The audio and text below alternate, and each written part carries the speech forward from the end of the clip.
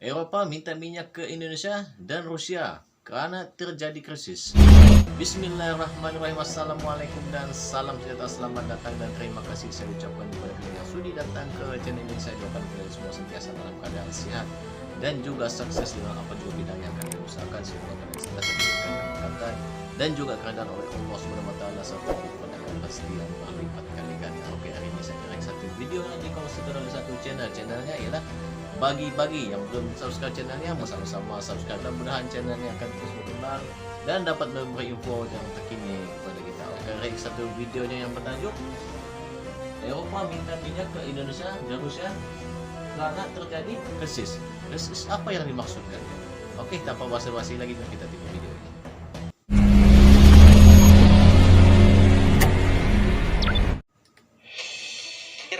Akhirnya Eropa mengemis minyak ke Rusia dan sawit Indonesia.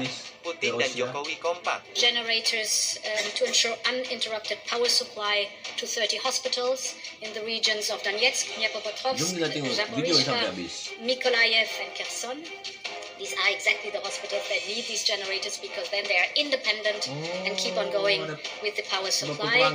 Saya terus terang terpaksa harus mengatakan bahwa kawan-kawan saya di Eropa ini seperti orang bingung gitu ya. Nah, tapi di dalam undang-undang ini masih sangat banyak pertanyaan-pertanyaan yang belum jelas. Bahkan Eropa sendiri belum bisa menjawab. Jadi di satu sisi menurut saya ini signal bahwa Eropa makin protektif, tapi di sisi lain rasanya sih secara bisnis kita masih bisa jalan. Jadi sangat sulit bagi Eropa untuk tidak menerima sawit Indonesia atau sawit dari negara manapun juga. Saya kira kita hadapi dengan biasa-biasa saja lah undang-undang ini. Tetap protes tetap dilakukan, lakukan jalur WTO kalau perlu tuntut ke pengadilan, nggak apa-apa. Kita kan sama-sama negara yang menjunjung hukum. Kita lihat dan minta pada Eropa untuk jawab pertanyaan-pertanyaan tadi yang sampai sekarang masih belum jelas. Oke, ini channelnya bagi-bagi. Sahabat bagi-bagi, 51 negara Eropa kompak mengemis ke Jokowi dan Putin. Mereka mengemis agar Rusia dan Indonesia kirimkan minyak dan kelapa sawit. Undang-undang Eropa yang melarang kelapa sawit Indonesia ditentang oleh anggotanya. Pasalnya undang-undang tersebut tidak jelas tujuannya. 50% dari supermarket Uni Eropa menjual minyak sawit dari Indonesia.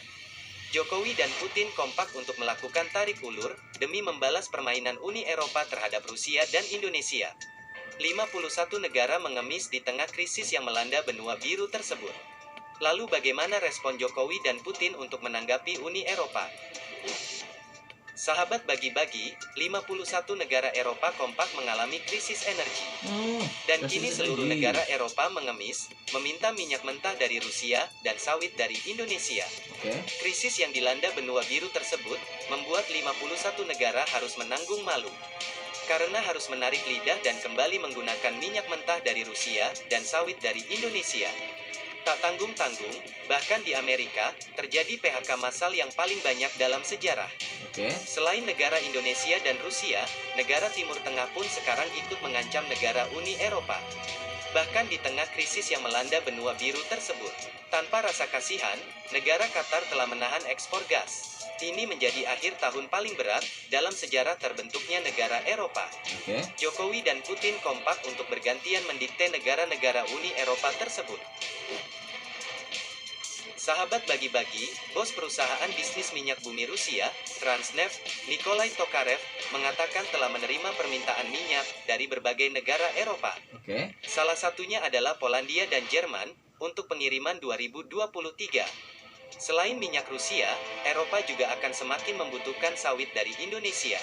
Ini membuat negara Eropa harus menarik lidah dalam-dalam dan menanggung malu di depan Putin dan Jokowi. Pasalnya, Uni Eropa telah berjanji untuk berhenti membeli minyak Rusia melalui rute maritim mulai tanggal 5 Desember tahun 2022. Dan telah berjanji akan melawan sawit Indonesia karena dituduh melakukan deforestasi. Negara Eropa sedang kacau balau dan tak tahu harus melakukan apa. Dengan melakukan ekspor minyak dari Rusia, membuat harga dirinya seakan runtuh, tak tersisa di mata internasional. Sahabat bagi-bagi, selain dari negara Eropa, Amerika pun sedang mengalami masa-masa sulit dalam negaranya. Joe Biden sedang pusing tujuh keliling menghadapi krisis di negaranya. Ini ada peluang jika Joe Biden akan meminta Rusia untuk memenuhi minyaknya.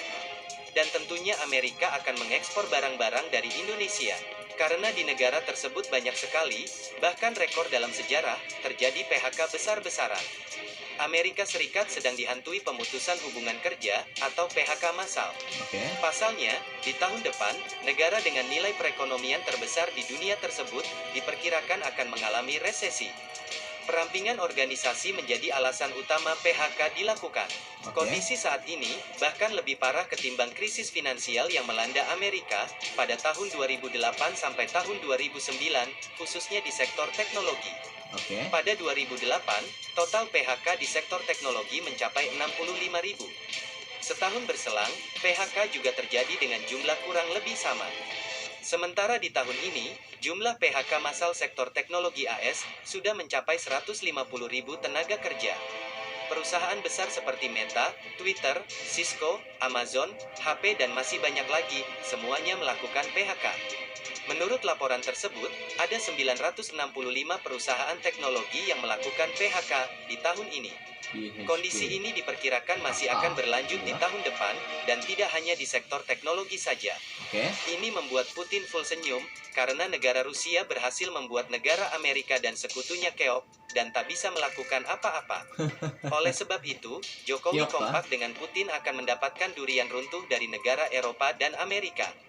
Negara-negara ini akan menjadi sumber cuan di kala musibah datang. Sahabat bagi-bagi, di dalam situasi krisis Eropa tersebut, masih saja negara ini melakukan kelicikan-kelicikan terhadap Indonesia dan Rusia. Salah satunya kembali kepada minyak sawit. Jokowi kembali keluarkan jurus untuk melawan pelarangan ekspor sawit dari Indonesia ke negara Eropa. Ini bagian dari embargo negara tersebut. Undang-undang yang disahkan tanggal 6 Desember tahun 2022 kemarin telah menjadi angin gelap bagi Jokowi. Di samping itu, ada protes yang sudah dilakukan oleh Brazil, Argentina, dan Paraguay. Dan Indonesia mendukung juga protes itu, yang belum selesai di WTO. Tentunya Brazil, itu berkepentingan karena ada ketel, dan sohibin, demikian juga Argentina. Kita tentu berkepentingan dari sawit, kopi, kakao, dan juga kayu. Namun di dalam undang-undang ini, masih banyak sekali yang janggal, dan masih banyak sekali pertanyaan-pertanyaan, yang tidak bisa dijawab oleh negara tengil itu. Bahkan negara Eropa, tidak bisa menjelaskan apa yang dimaksud deforestasi secara luas. Hal-hal teknis pelarangan ekspor sawit dari Indonesia itu, tidak bisa dijelaskan alasannya. Jadi kalau menurut Mimin tentu undang-undang ini telah memberi sinyal kepada kita, bahwa masalah deforestasi itu adalah masalah yang kian serius di berbagai negara. Ini sinyal bahwa Eropa makin protektif. Namun ini tidak akan terasa besar bagi Indonesia, walau ributnya sudah mulai di mana-mana. Sahabat bagi-bagi, secara bisnis real, Indonesia belum akan terasa dalam waktu dekat. Perlu diketahui, 50% dari barang yang ada di supermarket di Eropa itu, ada minyak sawitnya. Mulai dari coklat, minyak goreng, sampai ke popok bayi, dan kosmetik. Semuanya mengandung minyak sawit di dalamnya. Jadi, mustahil kalau Uni Eropa tidak akan berteriak meminta minyak sawit dari Indonesia. Dan ini tidak akan ada penggantinya.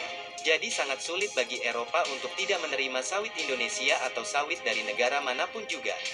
Jadi undang-undang ini, menurut Mimin, secara garis besar sejalan dengan semangat untuk mengatasi perubahan iklim dan lain-lain. Hanya kemudian caranya, dan standar yang dipakai. Ketentuan yang mau diterapkan itu, seharusnya kita bahas bersama, antara dia sebagai pembeli, dan kita sebagai penjual. Ekspor Indonesia ke Eropa untuk minyak sawit, kira-kira 10-11% dari total ekspor kita. Jadi kalau misalnya Eropa terlalu rewel, sebenarnya bagi kita masih punya 90% yang lain. Jadi bukan masalah besar bagi Jokowi.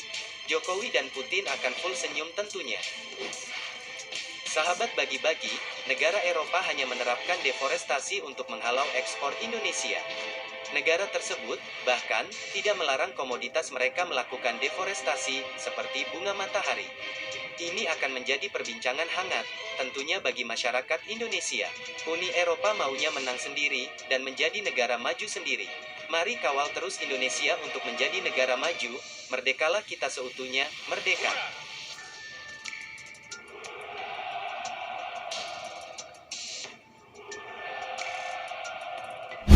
Ya, itu dia tadi video yang dikongsikan oleh bagi yang belum subscribe, silahkan subscribe channelnya, sebab bila saya tengok dia punya channelnya banyak menceritakan tentang info-info yang terkini yang berlaku melibatkan negara Indonesia. Itu dia tadi bagaimana ada yang menerangkan kebijaksanaan Pak Jokowi ya untuk mengatur ataupun mengurus Indonesia sendiri, bagaimana sistemnya, bagaimana melantik wakil-wakilnya untuk memikirkan masa depan Indonesia. Itu ada rancangan yang memang sangat rapi yang kita nampak di sini. Kagum dengan cara kepimpinan yang dibawa oleh Pak Jokowi ini.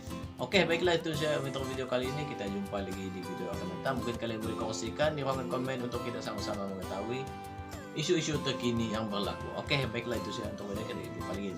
Oke, terima kasih. Assalamualaikum, bye bye.